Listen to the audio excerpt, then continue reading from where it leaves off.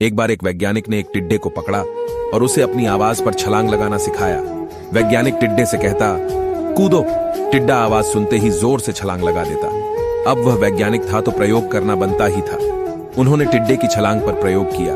वैज्ञानिक ने उसकी एक टांग अलग कर दी और फिर बोला, कूदो। अब टिड्डे की छलांग की दूरी कम हो गई। वैज्ञानिक ने उसकी दूसरी टांग भी अलग कर दी और फिर बोला, कूदो। टिड्डे की छलांग और भी कम हो गई।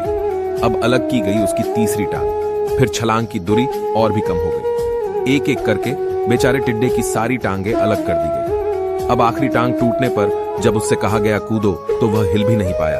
अब वैज्ञानिक ने अपना निष्कर्ष अपनी डायरी में लिखा। जानते हो उसने क्या लिखा? जब टिड्डे की एक टांग अलग की गई तो वह बहरा हो गया। जब उसकी दूसरी टांग अलग की गई तो वो और बहरा हो गया। हर टांग अलग करने के साथ वो और बहरा होता गया और सारी टांग अलग करने के बाद वह बिल्कुल बहरा हो गया।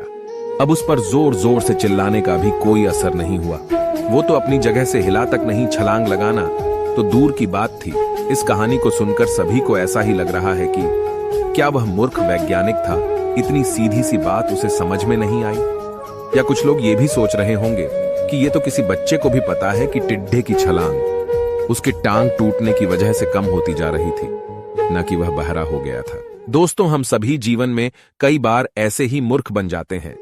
कई बार जीवन में दो घटनाएं एक साथ ऐसे घटती है कि उनका एक दूसरे से कोई संबंध होता ही नहीं, फिर भी ऐसा लगता है कि गहरा संबंध है। कभी कभी दिखता कुछ और है लेकिन समझ कुछ और आता है और वास्तव में होता कुछ और है। इसीलिए अगर पछताना नहीं है तो जीवन में जल्दबाजी में कोई निर्णय ना ले।